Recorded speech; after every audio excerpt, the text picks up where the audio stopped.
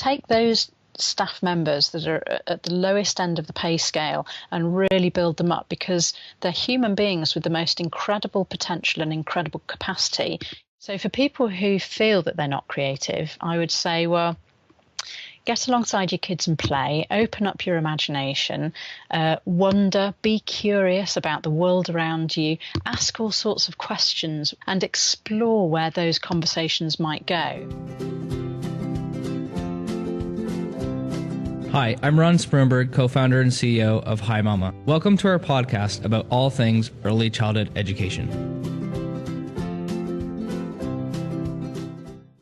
Our youngest children are so precious, and supporting their development puts early childhood educators in a very real position of leadership in our society.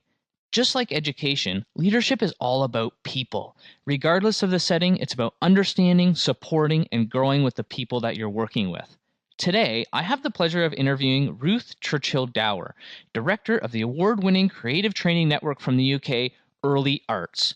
Ruth's work has helped educational leaders from around the globe to achieve their full potential, and in this episode, she shares with us her passion and tips for bringing creativity into the classroom and the staff room.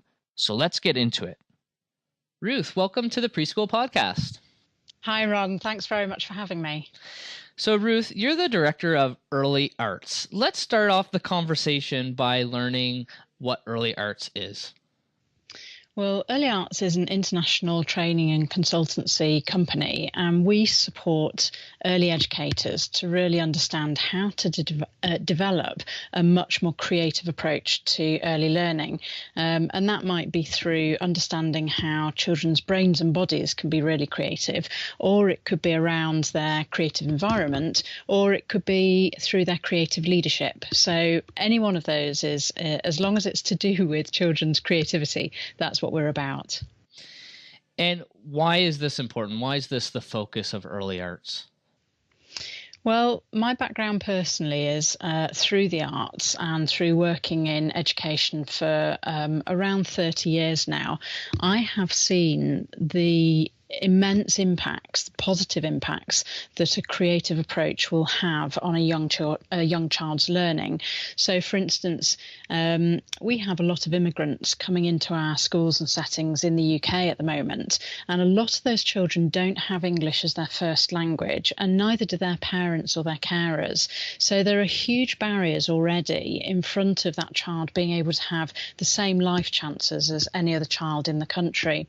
And using a creative approach, we often find that those types of approaches enable a child to really express themselves and communicate and articulate what it is that, you know, they're thinking they're doing or they want to think and do much more quickly than without those creative approaches in place. And as a result of that, those children's frustration is relieved, their boredom is relieved, they're able to build friendship circles, which is absolutely crucial for attachment and for their social and emotional development. And at the same time, they're learning how to grow within the society that they now find themselves within. And also for very young children who perhaps don't have the ability to verbalise just yet in terms of using a spoken language. They may be too young, for instance, or they might have a disability. Those children particularly, we see huge leaps forward in progress when they've got some kind of creative activity to focus on. So, for instance, for some children, once the emphasis is taken off their speech and language and put on something that they really can do and they really enjoy doing very much, such as collage or painting or drawing, then you find that they really start to come out of themselves. And those creative activities are things that once a teacher or an educator is able to interpret that correctly, can speak volumes about the child in a way that we don't perhaps have without those activities going on. So for us, we feel it's just really, really important as a tool for educators, administrators and nursery managers, for instance, to be able to use, particularly for children for whom traditional learning approaches might not work as well. And how does creativity fit into the overall context of early childhood education at the moment? Well, it's an interesting one because I think where governments are concerned who are designing curricula and regulatory procedures, there is a real understanding and a will to embed creativity across the whole curricula. So in England, we use what's called the early years foundation stage curriculum, which is more of a framework for learning than a specific rigid curriculum. It gives a lot of flexibility for educators to be able to go with the flow and follow children's lines of inquiry and their interests and their ideas, which is brilliant. But what's perhaps not quite so explicit is where educators aren't themselves feeling confident or competent in bringing in creative skills, there's perhaps a lack of resources and funding out there for them to go and train in this area. And of course, creativity doesn't really appear very much in teacher training nowadays, not in early education anyway. So whilst there's a will there for it to be threaded right through the curriculum, there's perhaps a lack of resource and funding behind that will, which I think is the case for all countries at the moment. It's not just unique to the United Kingdom. But what we have seen in times gone by where funding has been available is that it has made an enormous difference to the confidence of teachers to be able to take children forward to the next stage who've perhaps been, struggling in the past with other areas. And, what we are seeing throughout the whole when creativity is embedded throughout the whole curriculum is enormous leaps and bounds in things like physical development. Children who are drawing and learning how to hold a pencil or a paintbrush or a chalk with that tripod pincer grip are really developing very good fine motor skills in a way that if they hadn't got their imagination juices flowing, if you like, might not develop at the same rate.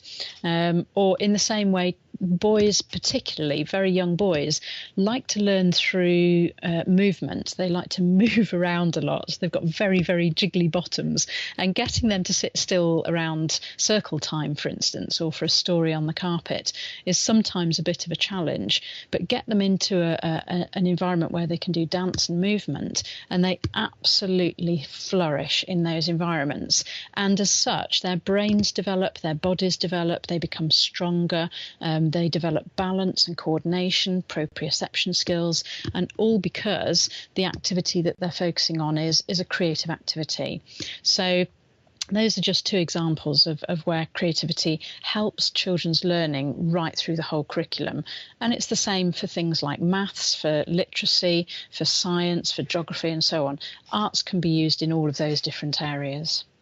Yeah, so that's interesting because I think we're actually seeing a very similar context here where we are in Canada, where there is the framework or the guideline or curriculum at sort of the policy level or the governmental level, and there's the will for that creativity, but there is certainly implementation challenges, and it's very difficult to take, what's written in a document and apply that practically in your classroom for a lot of the early childhood professionals here in Canada. So here's the question, since this is what you do at Early Arts, how do you teach or learn creativity as an early childhood professional? Because maybe creativity is one of those things that we feel like, either we have it or we don't. So how can we learn about it?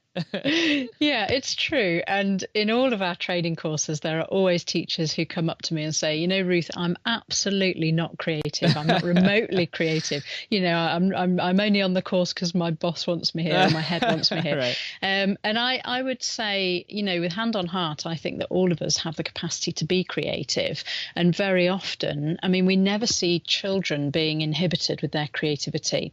And I think there is a stage or a period that we go through around early adolescence where we start to become very aware of what other people think of us, and that's when our inhibitions jump in and say, don't sort of show off or make yourself exposed or bring attention to yourself in any negative way. And that's where we start to shut down those opportunities to express ourselves creatively.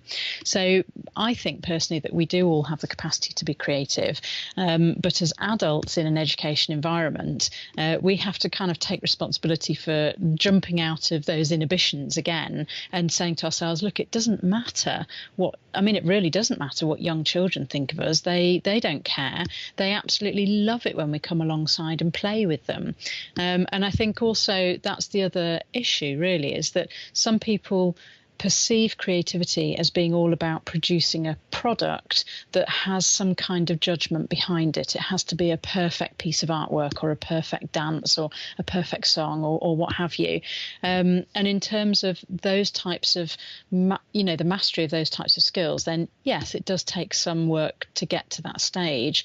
But what I'm talking about is if we change our perception of creativity and think of it in terms of just having very high quality play with our children, I don't think you would find any early educator or primary educator who would say that they're not happy to play with their children.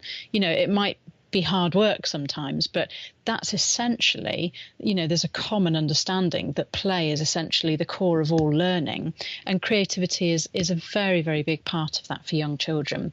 So for people who feel that they're not creative, I would say, well, get alongside your kids and play, open up your imagination, wonder, be curious about the world around you, ask all sorts of questions, what if type questions, possibility type questions, and explore where those conversations might go. And not only will you find that it goes in all sorts of different directions to what you'd imagined in the first place, which is always a challenge for us control freaks. We have to kind of let go of that. But also we find that we are engaging our children for way longer than we'd ever engaged them before with just a general conversation about what colour is it, what does it add up to, what are these numbers, what are the letters and what does it say. Those are all closed conversations. But when we start getting alongside children and following their lines of inquiry and really opening up conversations to become very open-ended and curious, then we can go anywhere with that. And that is creativity. That's essentially what's coming out of you in terms of your imagination partnering with your child's imagination. So it's actually quite simple, really. You don't have to be a master artist to be creative. Yeah, and in hearing, the way you're explaining it, I feel like if you're being curious and inquisitive with a young child, that conversation can pretty much go anywhere versus if you try to do that with another adult, because they can lead the way with the imagination almost, right? Yeah, absolutely.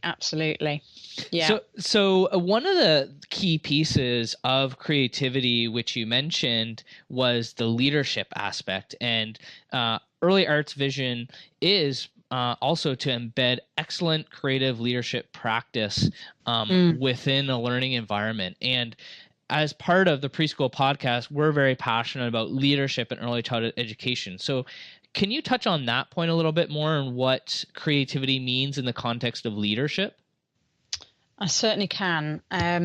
When we work with aspiring leaders or senior leaders, again, one of the issues for them is, not wanting to lose their integrity in front of colleagues and so on.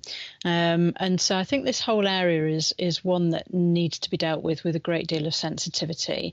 And it's not about being foolish. It's not about showing ourselves up or just throwing caution to the wind. It's still creativity and leadership is absolutely all about maintaining a level of integrity that enables you to lead your child's learning or lead your staff learning or your parents' learning or whatever that may look like. And one of the areas that we major on in terms of enabling adults to discover their creativity is to start by looking at what builds trust between adults and other adults, what builds trust between adults and children. And we take a lot of our inspiration from Daniel Goleman and his work on emotional and social intelligence. And I think where you're working with very, very young children, particularly children without a verbal language or children with a different language, the need for a high level of emotional intelligence is extremely great, because you're essentially standing in the gap to interpret a child's needs, or if you're a senior manager with your staff, you're standing in the gap to interpret your staff's needs, and to be able to interpret those correctly and then fulfill them is the difference between a very productive and effective and well-oiled machine, if you like, one that works very well together, and one that doesn't. So we work through emotional intelligence and looking at all the different competencies that senior leaders might want to develop in order to achieve, great team leadership, great visioning, great inspirational leadership or motivational leadership, or whatever style of leadership is most suited to the teachers or the heads that are on our courses. And creativity is very, very much a part of that, because it all links into who you are as a person. And most teachers who are worth their weight will always say to you, it's more than just a job. It's so much about my passion for education and my passion for quality, my passion for seeing that children have the best future that's possible for them. And most teachers or most educators or even administrators and managers that are in this sector are in there because they share something of that passion. And that comes from something deep down inside of us that's all about who we are and all about us as a person. And being able to experience something that's very creative means to experience an opportunity to make change happen. So if we're stuck with a team that is perhaps a bit traditional or maybe even a bit belligerent, you may have a staff member that really just doesn't want to do anything the way you want them to do it. Being able to communicate with them creatively is a way of enabling them to see things from your perspective, and that's all about having empathy and emotional intelligence, or being able to use a creative way to help them express themselves and what the obstacles are that are stopping them moving forward is again a fantastic leadership skill.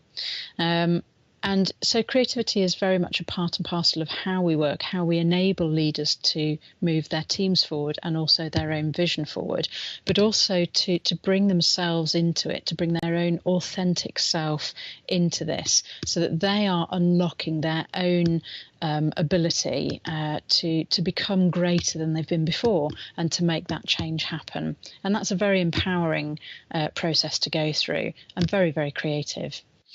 That's super interesting because we actually just recently released a benchmark report on the childcare sector here in North America. And the survey respondents said unequivocally that their number one risk was their workforce or staff. And that was in terms of hiring and retaining great staff. And I think there's a conception or a feeling that the reason why it's difficult to attract and retain staff is because of the ability to provide sufficient wages and salaries to those staff. But we actually did a bit further research and found that the number one challenge that employees were feeling in early childhood education was in terms of leadership and culture. And so you're saying that a key part of the creative leadership is to empower and interpret your staff needs. And this is actually very much in line with the research that we've done as well, that finds a very similar feeling from the side of employees, that they're looking for that leadership and that culture in their organization. Yes, absolutely. I think it's absolutely crucial because we're all living in a society where we have numerous calls on our attention every single minute of the day. And it's very difficult to find a clear purpose through that, to say, this is my calling, if you like, more than just this is my job. And to be able to work in an organization where a leader is able to pull that out of you, to be able to give you the empowerment and the responsibility and the trust to do your job brilliantly makes all the difference. It doesn't, when you have a leader like that, it doesn't actually matter that I mean, obviously money does matter, but it doesn't matter so much that you're earning less than you would like to earn, because actually you're feeling motivated, inspired, trusted, and respected for the work that you're doing. And I think that's absolutely crucial for a strong and effective workforce. And in my opinion, you know, when we're working with young children, they're the most important people to work with in the whole of society. And we need the best workforce, really, not the least educated, the least supported, the least respected workforce, which is often what we find in early education. We need the strongest workforce that is sure of themselves and sure of their purpose and ready to give that little bit more because they love what they do, and they love the relationships that motivate and inspire them at work, which I think is a big one. And traditionally what we find in early education is that it's typically made up of young adults who are sort of searching for what they want to do in their own lives, perhaps haven't quite made their mind up about that yet, or just don't know, are lacking in aspirations themselves and ambition because of their own background and their own culture, and are willing to work for very little money indeed. And we seem to have a lack of aspiration for those professionals working in a very tough job. And I sort of, I'd love to say to all leaders of education institutions, take those staff members that are at the lowest end of the pay scale and really build them up, because they're human beings with the most incredible potential and incredible capacity, usually the closest in age to the young children that they're working with. They're usually quite young adults, very often are women, not all the time, but the majority of nursery nurses, for instance, and early years practitioners are female, and therefore work from a very emotional base, and we can really build that up and make them very strong emotional warriors, if you like, for children's education. And I think that's absolutely key to having a fantastic environment for young children to learn in. So that's excellent advice to the leaders out there that are in a management or administrative position. What advice do you have for our younger aspiring leaders out there in early childhood education? Well, I think, developing leadership capacity doesn't have to be expensive. There are a lot of very expensive courses out there, but it doesn't have to be expensive. And you can look at a number of free resources that are available now that are very high quality, very good resources. So one of those resources comes from the Harvard School on a project called Project Zero, that was developed based on the Reggio Emilia approach from northern Italy, and it was developed with partners from Harvard University. And Project Zero developed a range of free resources to help aspiring leaders and middle leaders to work much more creatively and much more effectively with the resources that they have. And one particular resource that we love to use because it's so effective is a resource called See, Think, Wonder, where you may just take an image of something and you talk with your children or with your staff team about what they actually see, what they observe. And from that, you can actually draw the thing that you're looking at line for line exactly, and turn it around and show all of your staff who think they're not creative how incredibly creative they are, because it's just a very basic observation skill. But from that, you then take them to the next stage and ask them, what does it make them think about when they're looking at this particular image? So it could be an image as basic as a filing cabinet in an empty room, and it might make them think about work, or it might make them think about what's in those drawers, and are those drawers locked, and who's got the key, and why is it locked, and is there a secret inside there? So then you can take them on to the next stage, which is about what does that image make them wonder, and then they can start going off into their world of imagination and bring that back to relate that to their world of work as well. So there's all sorts of really simple tools like that enable us to break out of our very linear ways of thinking and our very linear approaches to management and control type leadership into very much more creative, imaginative, what if approaches to leadership as well. And I might also plug our website, earlyarts.co.uk, which has got a ton of free resources on there.